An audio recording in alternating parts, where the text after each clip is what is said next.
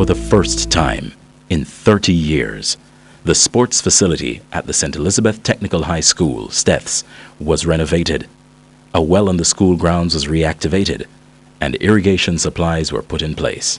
Repairs to the roof of the grandstand, which was destroyed by Hurricane Gilbert in 1988, were also done. STETHS is very much involved in sports, and the need for better performance in the sporting disciplines led them to contact the Digicel Foundation. We were able to re-roof the stands behind me. It had lost its roof in 1988 through Gilbert. We were able to also expand the front of the stands here to include some storerooms. We repaired the changing rooms. So we have changing rooms for visiting teams as well as the home team, and an area for the match officials. We resurfaced the entire playing surface, did some work on the cricket pitch. We also were able to put in a well. We came here states in 2004. The field was all the bumpy for rock stones and things. I thought this would do a tremendous job. I'm very glad that this happened because now we're able to use the field a lot more than we used to before it was developed. So it makes training a little bit easier than usual. Well, we relayed the pitch 2 years ago out of the funds that Digicel gave to the school. And what we have now is a top-class surface right now, fit enough for first-class cricket.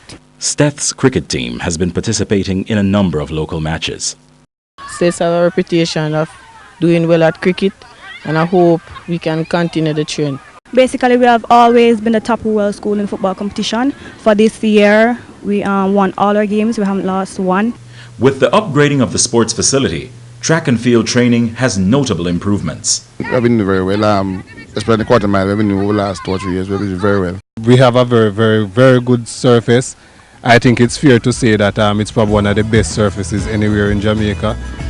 We have had compliments. Most school teams now want to play at States, although it's usually a difficult proposal to play against States at States. For years, a well at the back of the school was inactive, and the Digicel Foundation saw it necessary to reactivate the well, which would irrigate the field and help in the school's farming project. In total, we got $9,450,000 from Digicel. This can only do better for STETHs, you know. I want to say thanks to Digicel for getting this opportunity to really play on such a quality field. And I hope that STETHs people can carry the facility that they get, and it's a privilege to have this facility here at my school. Next, the Digicel Foundation donated $6 million to the Stella Maris Foundation.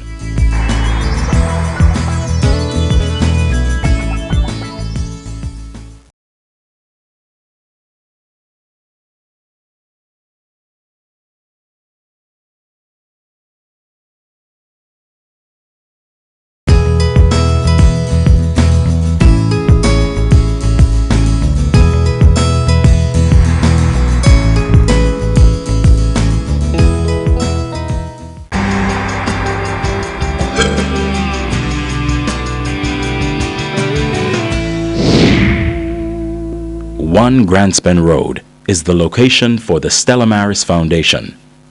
The property was once owned by the late Dixie Adams, who made his living operating an engineering company for almost 40 years.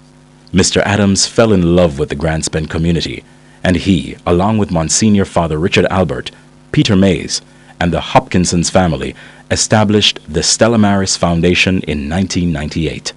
The Stella Maris Foundation seeks to promote goodwill and secure sustainable social and economic development within the community of Grandspen by means of skills training and other social programs. We are seeking to offer people an opportunity to become self-reliant. The Stella Maris Foundation was set up to address the social problems in the Grandspen community. In the last 4 years or so, as a result of the resounding success of the programs, we've had people coming from near and far, from all over Jamaica, trying to benefit.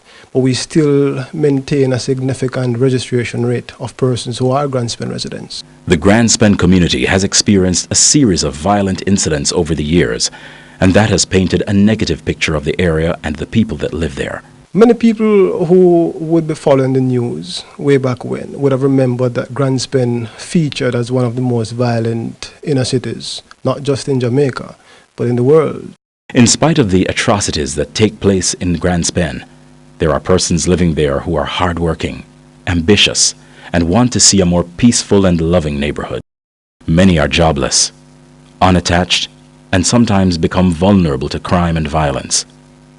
In the early years of the program, a lot of young men joined, but as the years rolled by, the number declined. There seemed to be a general concern of males who are going forward in the in the education system, and that also is happening here now with our programs. The Stella Maris Foundation needed to buy the building, but getting the money proved challenging, and they contacted the Digicel Foundation. The Digicel Foundation rose to the occasion and offered a matching fund agreement whereby they would match us dollar for dollar in our fundraising efforts to purchase the building. The entire cost of the building was 12 million Jamaican dollars. The Digicel Foundation donated $6 million to the Stella Maris Foundation that went towards the purchasing of the property to ensure that the facility will be there to serve the community for years to come. Not only have they made that contribution, but they now remain a permanent friend of the Stella Maris Foundation. The Information Technology program has attracted 70 students, and 22 students are enrolled into the early childhood program. A project like this is it's wonderful for the community because you have the opportunity, if you don't make it to high school, like to get in a 6 year or so forth, you can come to Stella Maris Foundation, where you receive a certificate in data operation or early childhood education, and you'll be able to go into the working environment and to show what you have learned at Stella Maris Foundation. It means a lot because see that they're coming to inner city community to actually try and bring out the best into it. I think that says a lot. I'm from this community, and I'm trying to show the younger people that they can come back to school too. That is one of the reasons why I'm coming. And for me to uplift myself to be better qualified for the job today, because nowadays we're talking about internet, computer thing, so I have to want to be a part of it. It's an interesting experience. They are all from different backgrounds, so they respond to certain things differently, but all are here to be progressive. Early childhood education is a good course to take, knowing that you're interacting with children. Everybody wants to come out now and try doing what I'm doing. When I started to come to Stella Maris Foundation, I had basic knowledge in data operation computing, and I've completed a data operation course, entrepreneur, and communication tasks. Having successfully completed her studies, Angela is now using her skills to develop her own business. It's an employment agency, and that's a big step for me, right? To help young persons attaining a job. My furniture shop here is what, I started out with small, I take time and, out of nothing.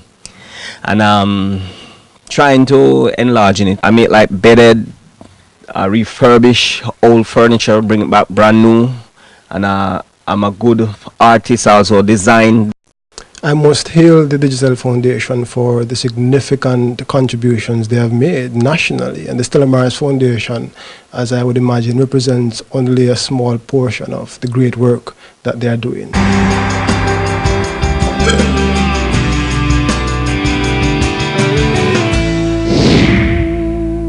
The Portmore Lane community is one of the oldest communities in Portmore, St. Catherine.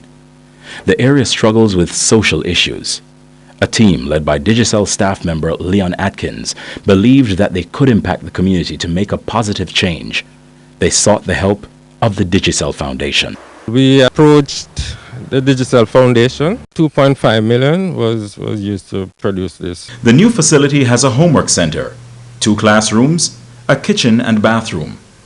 Adults from the area can attend the evening literacy classes. We take pre-GSAT to fifth form. In fact, there are times when we are overloaded at the center, so they have really used that facility. Well, I have some food and nutrition homework. Normally, you don't really get that help from home, so it's good to have something here.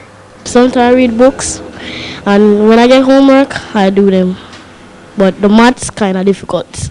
I'm doing my homework math. Sometimes I search for planets and do my homework on it. Adults from the area can attend the evening literacy classes. We've been a little bit disappointed about the adult usage of the center, and we are encouraging persons to come out and join our literacy class if they have such a need. Persons who assist at the center are volunteers.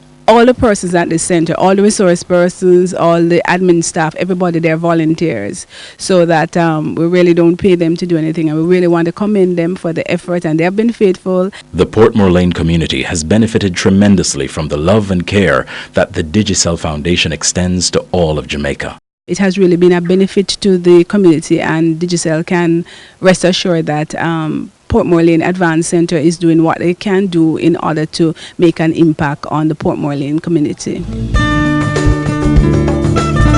We go back as well to see how it's going, to check on the project, to make sure that in fact the promises that were made in terms of maintenance are kept. Because we're into community building, sustainability is really important.